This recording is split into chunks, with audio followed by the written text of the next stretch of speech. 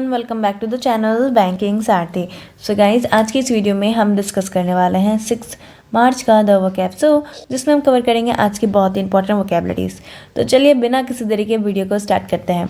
आज का सबसे पहला वर्ड है बीहोल्ड। बीहोल्ड क्या होता है?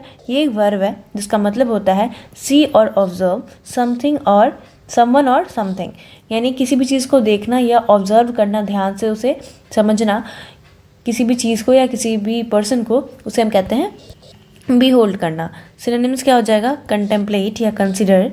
एंटोनिम्स क्या हो जाएगा? नेग्लेक्ट या ओवरलुक।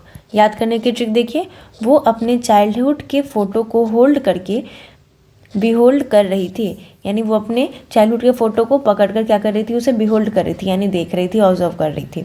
ठीक है, तो इस ट्रिक से आपको ये वर्ड याद रहेगी। एग्जाम्पल देखिए, her face was a joy to be behold. उसका फेस ऐसा था जैसा लग रहा हो कि उसके फेस में इतना जॉय था कि वो बीहोल्ड करने लायक था, ऑब्जर्व करने लायक था, देखने लायक था।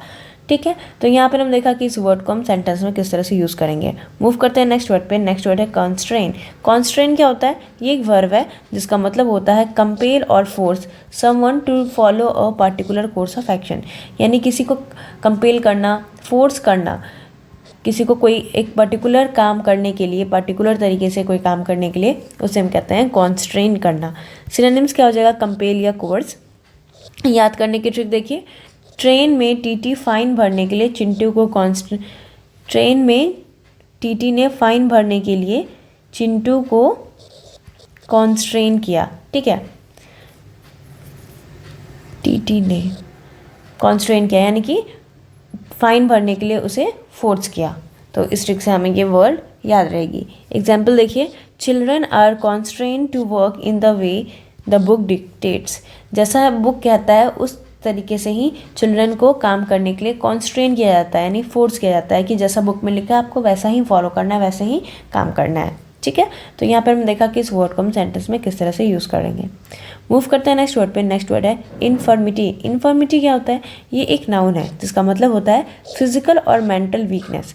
फिजिकली या मेंटली वीक होना क्या कहलाता है? इन्फर्मिटी। सिनोनिम्स क्या हो जाएगा? फ्रेलिटी या इम्पेयरमेंट। एंटोनिम्स क्या हो जाएगा? स्ट्रेंथ या सर्टेनिटी। याद करने की ट्रिक देखिए, इन्फर्मिटी के सिचुएशन में इंसान किसी भी एक्टिविटी में पार्टिसिपेट नहीं करना चाहता।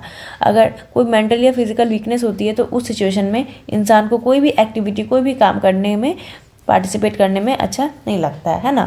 तो इस ट्रिक से आपको ये वर्ड याद रहेगी। एग्जाम्पल देखिए, अच्छा एग्जाम्पल यहाँ पे नहीं लिखा गया, एग्जाम्पल आप इसका खुद से लिखेंगे और यह आपका होमवर्क है, कमेंट बॉक्स में आपको लिखना है। ठीक है, चलिए मूव करते हैं नेक्स्ट वर्ड पे। नेक्स्ट वर्ड है इनर्शिया। इनर्शिया क्या होता है? ये एक नाउन है जिसका मतलब होता है a tendency to do nothing और टू रिमेन अनचेंज्ड, यानी ऐसी टेंडेंसी, ऐसा प्रवृत्ति होना कि आपको कुछ भी करने का मन नहीं कर रहा, या आप जैसे हो आपको वैसे ही रहना है, चेंज नहीं होना। ठीक है, रिमेन अनचेंज्ड। सिनोनिम्स क्या हो जाएगा? स्टैग्नेशन या लिथैरी। एंटोनिम्स क्या हो जाएगा? एक्टिविटी या एनर्जी। याद करने की ट्रिक देखिए, एशिया में पाकिस्तान ऐसी कंट्री है जिसमें इनर्शिया है टेररिज्म पे, यानी टेररिज्म लेके वो कुछ भी नहीं करना चाहता, बिल्कुल अनचेंज रहना चाहता है, कोई भी स्टेप उसे नहीं लेना।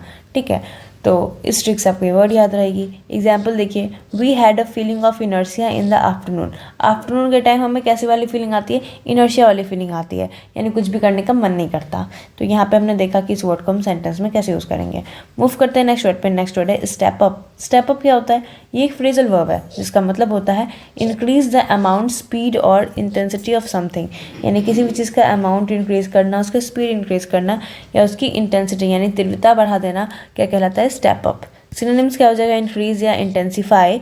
एंटोनिम्स क्या हो जाएगा? डिक्रीज। याद करने की ट्रिक देखिए, सक्सेस पाने के लिए अपने स्टेप्स को स्टेप अप करना पड़ेगा। अगर हम चाह रहे हैं कि हमें सक्सेस मिले तो हम उसके लिए जो भी कदम उठा रहे हैं उसे हमें स्टेप अप करना पड़ेगा, यानी कि इंक्रीज़ करना पड़ेगा, उसकी इंटेंसिटी, उसका अमाउंट, उसकी स्पीड इंक्रीज़ करनी पड़ेगी हमें, है ना। तो इस ट्रिक से आपको ये वर्ड बहुत अच्छे से याद रहेगी।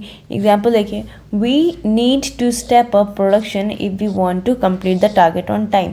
हमें प्रोडक्शन को स्टेप अप करना पड़ेगा, यानी बढ़ाना पड़ेगा, उसका अमाउंट को बढ़ाना पड़ेगा अगर हम चाहते हैं कि टारगेट हमारा टाइम पे कंप्लीट हो जाए।